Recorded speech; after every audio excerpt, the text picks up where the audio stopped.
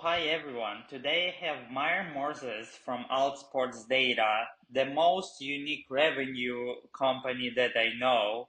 And Meir, could you introduce yourself a little bit? Hi, Kirill. Hope you're well. My name is Meir Moses. I'm working with All Sports Data as the head of commercial operations. All Sports Data was set up in 2021 by two ex-GoPro stakeholders and founders, Joe Dunnigan and Todd Ballard. And they had a vision for the industry that was quite unique. They came from the action and alternative sports lifestyle sports world.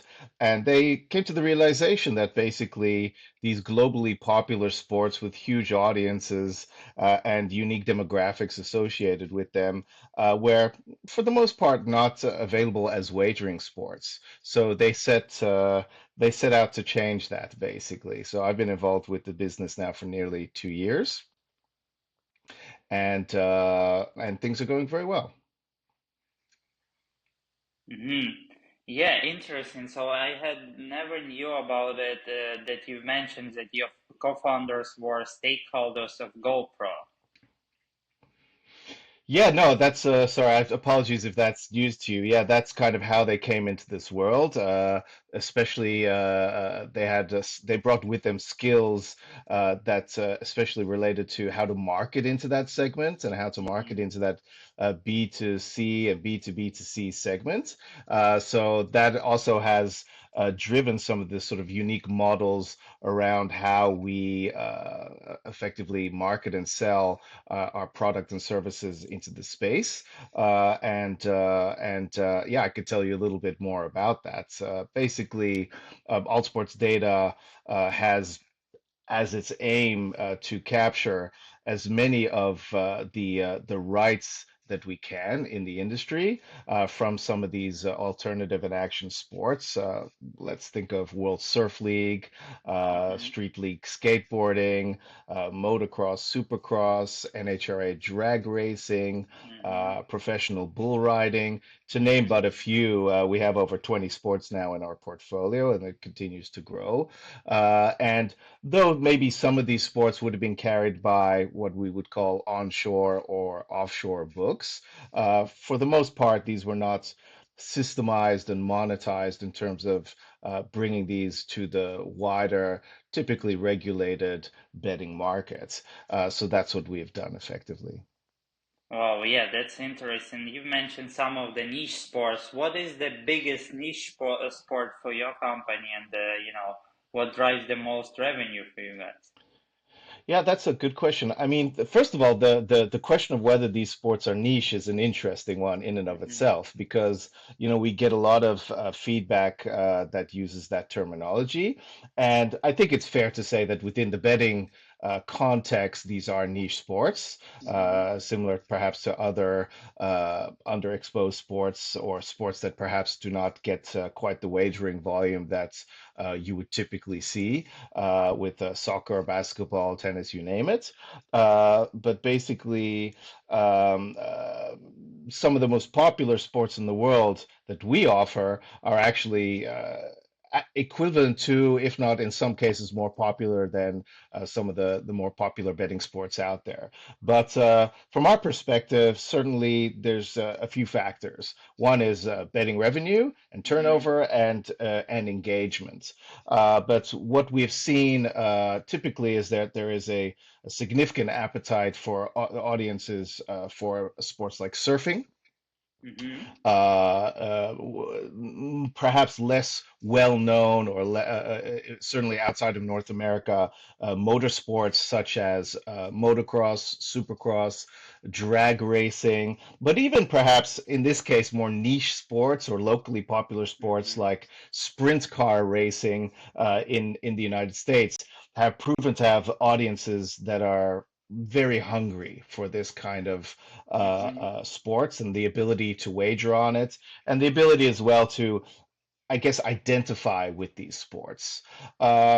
Events like Street League skateboarding, which have numbered events typically, maybe no more than 5 or 6 events per year, Hmm. in and of themselves are also extremely popular, are socially viral, and drive a lot of engagements. At the same time, I have to point out that these are sports that typically are legacy sports. In some cases, they've been around for more than 100 years. They have Mhm. established athlete rosters, are extremely popular, particularly in North America, but not exclusively so.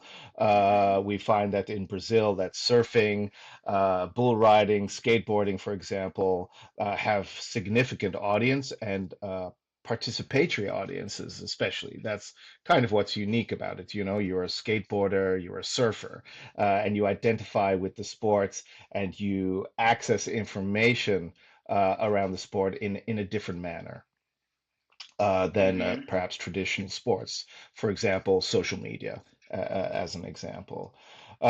On the other side of the scale, in terms of popularity, we have newer emerging sports like Power Slap that Yeah. you may have seen. Yeah. Everyone I was comments on it. curious That's about it. I was yeah, so curious everyone about. comments. Sorry. Yeah, I was so curious about it. What about this Yeah, sport?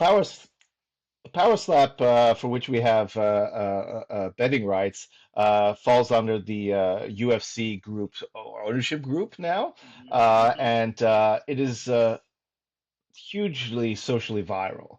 And Basically, what we see is that it drives audiences.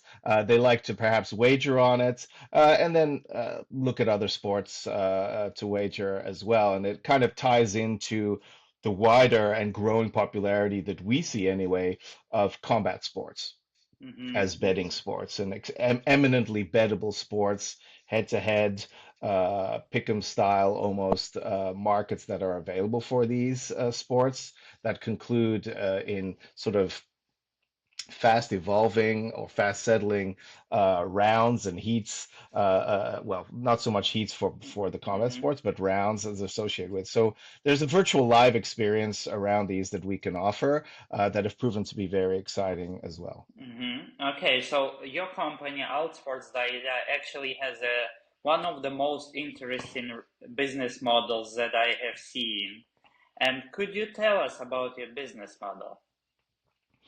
Yeah, so our business model sort of combines two channels, both from a revenue and a product perspective.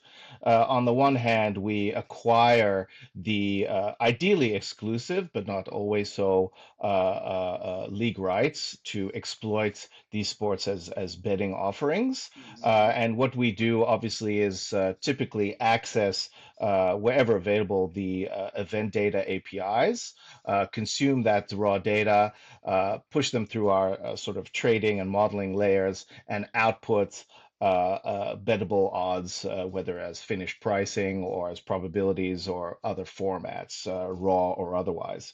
And So we supply data in a traditional format that is akin to Sport Radar or Genius Sports or any other Mhm. odds data provider. But at the same time, knowing that liquidity and driving audiences to these events is critical, especially for our platform and sportsbook operator partners, we also effectively you leverage the league rights relationships and the data lake that we build to Mhm. drive audiences through demand generation activities. So these can cover anything from basic affiliate relationship with an operator partner through to managed marketing services, sponsorship opportunities, ambassadorships, as well as obviously leveraging the creative and data assets to build bespoke marketing campaigns. And we see a lot of success, especially in social channels for this. So we Mhm. work with our partners to build bespoke media campaigns, for example, that will drive traffic either directly wherever legally possible. There Mhm. are obviously regulatory issues sometimes to the operator, or via our own business to consumer destination called NextBets, nxtbets.com. This is our own source of truth for global action and lifestyle sports that has continued to grow and drive a lot of traffic to our partners, as well as being able to capture data related to our audiences who engage with us via the various channels. Yeah, that's kind of really unique way and of making money and creating a demand for your end customers and as well supplying them with the odds sounds like value package for them. So that's awesome. Yeah, I mean, look, we don't expect our audiences to bet on our sports constantly or exclusively. What we are effectively marketing to our partners is the ability to tap into new audiences that they might not have accessed before. So Hmm. that's critical for them, especially now where there are all sorts of limitations, budget-wise or from a regulatory perspective around how we can reach those audiences. So, in the Netherlands, there might be a ban on digital marketing. So, how do you engage those audiences, for example? In the United States, you have to qualify audience access on a per state jurisdictional basis, for example. So, Hmm. reaching the audiences is becoming more complex, ever more expensive. So, we offer a cost-effective way of driving that liquidity that appeals as well to the sportsbook operators who obviously have limited choice in how they want to spend their budgets. And it probably wouldn't be around action and alternative sports or what they might consider niche sports in that context. So, to your point, and as one of our founders conceived, we are as if Sport Radar and Better Collective had a little baby for action and alternative sports in that sense. And the ecosystem works. It's a concept that we have brought and we continue to build, especially as we grow more important portfolios or Hmm. add more sports to our portfolio, shall I say. We're seeing the ecosystem and the organic growth build month by month. Yeah, interesting. So we've talked a little bit about the part of driving demand of your business, but in terms of, supplying and creating odds, for me, it was always, understandable how do you create odds for, let's say, football or how they call it soccer in America, right? Because you have a Yeah. lot of data, historical data, and you could build models out of it. In terms of like niche sports or alternative sports, like you say, as I understand, there are a huge number of different factors, and the historical data is not that broad like in soccer, let's say. And as well, the players, I don't know if they even pro in these leagues and sports. Maybe they, have amateurs, have pros. How do you actually create the pricing based in these circumstances?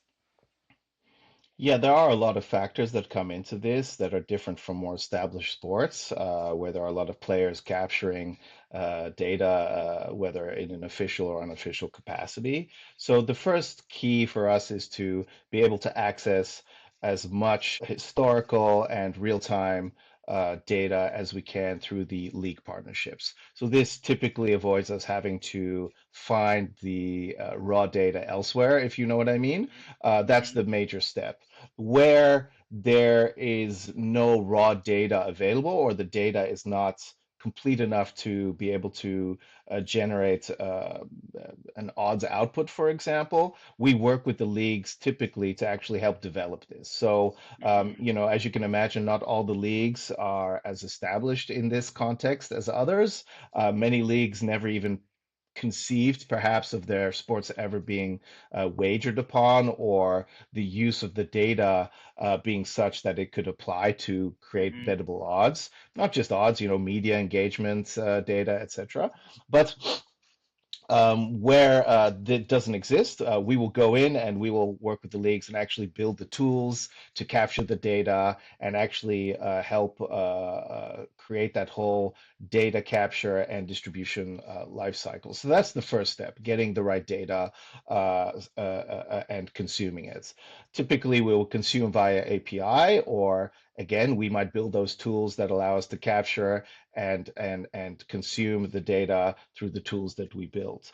Once that is done, we have actually applied a kind of we think at least a best of breed approach where we consume that data through a software and modeling layer such that we can apply and build through, it's a very overused term, but applying sort of machine learning Hmm. techniques to this data to start building a historical view that allows us to output pre and live odds based on that data. Um, as an additional layer of security, we have a managed trading or managed pricing team that Hmm. helps to oversee and manage the event life cycle and the output. So there's an ongoing critical internal feedback loop, of course, around the outputs. And then as our operator base and user base grows, but at the same time, as other operators start to offer these sports, which is also something that we've seen, Hmm. our ability to create these sports is creating a demand as well with other operators we see for some of these sports.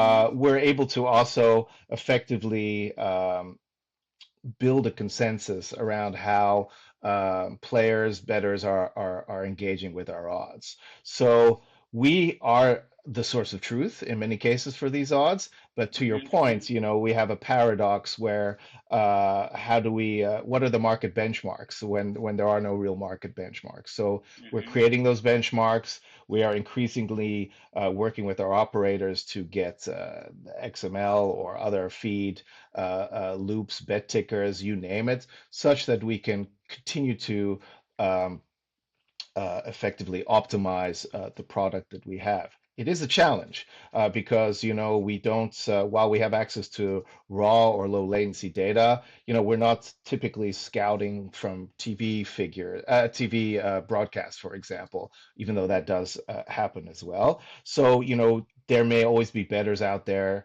that at least for the moment have somewhat of an advantage in terms of their knowledge in the markets, and we are increasingly seeing how those bettors are engaging with the sports and continuously improving the model. So nothing unique out there that isn't being Hmm. done. It's just that I think so much of the focus these days is simply on expanding and exhausting interactions with the data that's already out there in traditional sports. We're a little bit, where data 1.0 was Hmm. and trading 1.0 was maybe 20 years ago when it comes to Hmm. these sports. Yeah, I understand. So, and anyways, I think like, yeah, you are basically you are creating the market benchmarks and you are creating the prices. And in any case, I think like you've mentioned, your main, and correct me if I'm wrong, but your main marketing angle is that you propose to operators to have a new audiences, untapped audiences, and that means they probably do not propose a big bet on this sports, right? So for Yeah, yeah. yeah, that's right. Obviously we try and apply as best as possible, just risk management techniques and suggestions around customer profiling, limits. We have real-time communications with, our operator and platform partners, their risk management teams, trading teams. It does obviously vary and depend on the partner. Some partners are very active in this regard, and others are a little bit more hands-off when it comes to sort of communicating with us. But what we aim to do as source of truth is to inform and effectively provide information to those sports books to ensure that at the very least there's a positive ROI around these events. What Mhm. happens after that is kind of ancillary, shall we say. So it is about providing the audiences. It is about them spending, $20, 20 cents on the dollar on these sports and then moving on to other sports within that wider ecosystem. Uh, you know, um, but it's very interesting because we have two audiences within our partner base. One is the marketing team that's Mm-hmm. looking at the audience lifetime value and Mm-hmm. the value that we drive and what they're betting on. And then at the same time, you have the trading teams that really, more often than not, are solely looking at event performance, event Mm-hmm. ROI in that context. So it's very important that we can communicate the overall value Mm-hmm. that our customers are getting when we drive traffic, but also offer the events to new but also existing sportsbook customers. So we have a little balancing act there Mm-hmm. that we have to keep high, when we're offering our services. Yeah, sure, sure. It's not easy. You mentioned that you are looking to get into the new sports. Could you uncover us a little bit behind the scenes? Like, what sports are you looking to? Well, we've just actually announced a couple of very interesting sports. We've come to an arrangement with the Grand Slam of Curling League just Mm-hmm. recently, based out of Canada. You can come to our website, allsportsdata.com, and read the blog. But we're particularly excited about this. Operators like Bet365 have led their global marketing campaigns by featuring curling, for example, as Mm-hmm.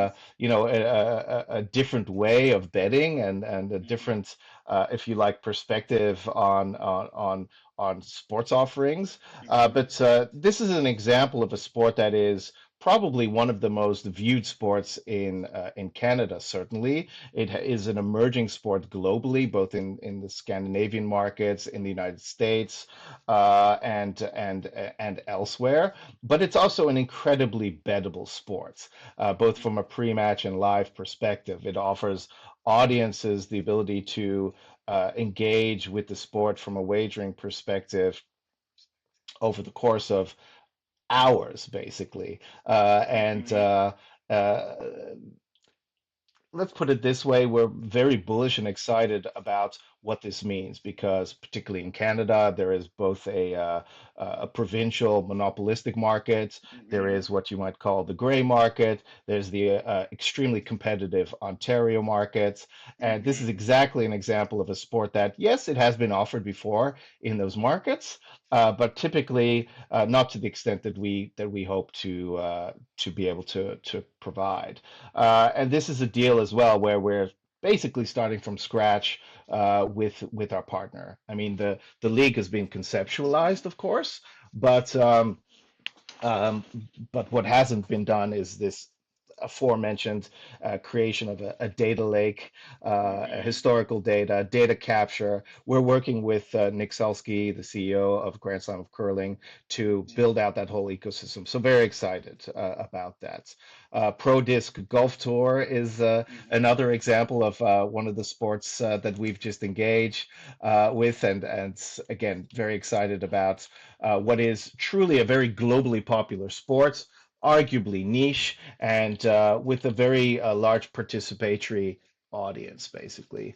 Another recent announcement has been with Athletes Unlimited, which Mm-hmm. is a US-based league. And what's interesting about Athletes Unlimited is that while they play traditional sports like softball, for example, the true measurement of success is the individual athlete performance rather than necessarily the team performance. Mm-hmm. So effectively, the league format provides propositional props bet offerings ultimately because you're looking at the player performance and it's the player performance and success metric that determines the winners of these leagues, for example, Mm-hmm. not Mm-hmm. necessarily the team. So again, a unique offering that we think appeals to that growing segment, again, not only in North America but globally, that is interested in wagering at the player level as well.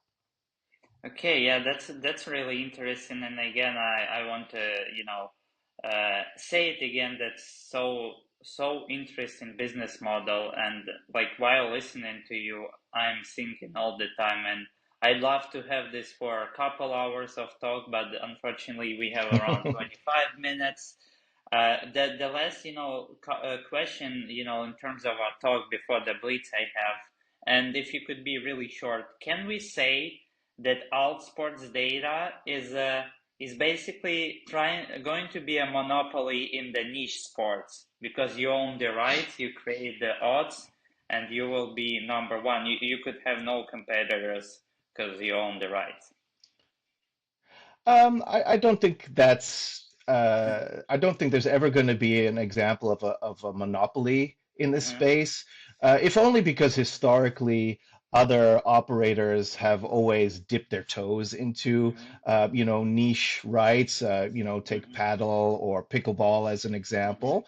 But what the key difference is that demand generation piece, right? mm-hmm, And the focus on building on that new audience. That's what differentiates us, and our ability to deliver on that promise or premise, let's put it that way, is what's key.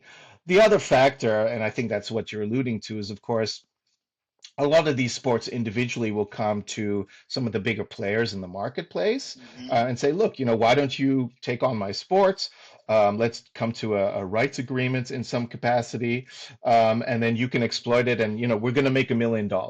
mm-hmm, And I think a lot of the traditional data providers don't look at it that way. mm-hmm, They see a lot of things through the cost, through an opportunity cost lens, or what the ROI is going to be. And of course, we have a broader view of ROI, and it's not just about pure revenue that comes from the data side. It's about engagement and the value of engagement to an audience. Sorry, to an operator in mm-hmm, building an audience. So the metrics are a little bit different in that regard. But ultimately, the name of the game, of course, is to make money. We do have a head start, and we have an expertise in this regard of being able to quickly scale up and offer the products, sometimes within a couple of weeks or months per league. So wow. that's unique, and it's going to be difficult for other leagues to scale up in that way. Oh yeah, Sorry, other providers. Sorry. yeah, I got you. Yeah, that's awesome. The processes you have to start a product within 2 weeks. That's really awesome. I'll be sure. All right, we're gonna head to our blitz, and the timing is going on. So, what is Okay. your favorite niche sport, alternative sport? I've really, really gone to like the drag racing. I don't know Mm-hmm, why. Maybe some of the factors are men and women compete against each other because really it's not about being a specific gender. It's about the engine and power and tuning of mm-hmm, your vehicle basically, and the sheer speed and power of an event that takes no longer than three mm-hmm, seconds and is mm-hmm, measured in less than milliseconds is fascinating, but also the audience around it. There's a audience that is keen to wager on these events, on their favorite drivers, and I just find the whole culture fascinating. And what I found as well is that there's actually a global audience for these sports as well. Again, in mm-hmm. Northern Europe, Australia, America, and that's a sport that we find that I've found to be particularly appealing to me. Mm-hmm. Okay, yeah. Who is your favorite player in, yeah, not in niche sports, but I will say in general sports? I mean, I'm a big Ajax Amsterdam fan. I grew up with them, loving them. I'm Dutch originally, Mm-hmm. and this is you're gonna laugh, but I just love anti-heroes. So really, some of my favorite players have always been, guys like Stanley Menzo, who was a Surinamese Dutch goalkeeper for Ajax, Uh-huh. who was just this incredible character, Uh-huh. and some players like that really always were appealing to me, and they're always the ones I sort of come back to as kind of cult figures, perhaps. So, maybe I'm always looking for the niche in things, including soccer. So yeah, for some reason, being a goalkeeper as well, Stanley Menzo was just like this hero. Look it up, Stanley Menzo, Menzo. Okay, to be honest, I don't even know him, but I will. I will look him up. Okay. Okay, and the last thing is that you obviously created a lot of value for your customers, and the thing that you are personally doing and your company is doing is awesome. What is your favorite part about it? My favorite part actually is, and it's always been in my role, if you like, as a sort of B2B commercial stakeholder, is being able to go out, explain the model of what we are doing to, again, various stakeholders. We have to try and get the marketing team, the trading team, the Hmm. product team all on the same page. I love just being able to explain and sell this concept to our partners. And more often than not, they come back and say, that's a unique model. This is, Hmm. as to your point, this is something we've not really seen. And especially because it's not going to cost us $1 million to bring Hmm. this to market, and you're going to work with us on that to make it a cost-effective and profitable offering. The USPs associated with this product are very different. And I think for traditional trading product teams, marketing teams, Hmm. but the excitement of dealing with something that's a little bit different is infectious. So Hmm. I love working on that. I love meeting new and old friends in the industry who still play Hmm. typically significant roles there, and working with them on bringing this to market. Hmm. Awesome, awesome. Any thoughts that you want to share, Meyer, with our audience, and maybe say hi to someone? Well, first of all, I want to thank I want to thank you for providing this showcase. Um, no, I just I'd love to be able to engage with anyone who is interested in what we're doing. Obviously, this is a perfect way to communicate to a wider audience that might not be aware of what we do. And there's no specific people that I want to say hi to. One thing about this industry, Kirill, is uh, its longevity. There are so many new and incumbents, if you like, players, and that's what's so great about it. The ability after 3, 4, 10, even 15 years to come back and say hi to old friends and meet new ones. That's really what is so exciting about the wider gaming industry. All right, Meyer, where could we find your work? Where could the followers follow you? Alt Sports obviously can be found on LinkedIn. You can check out our website. We have a couple of interesting social channels. Look for Next Bets, again, Hmm. nxtbets.com, through all the social channels and online and our website destination. And that's where you'll find us. But otherwise, we'll be at all the events, of course, the ICEs and SBCs of the world. So I hope to be able to meet everyone there who I have not met before. All right, Meyer, thank you so much for interesting discussion, and it was great to have you. Thank you very much, Kirill. Thanks for having me.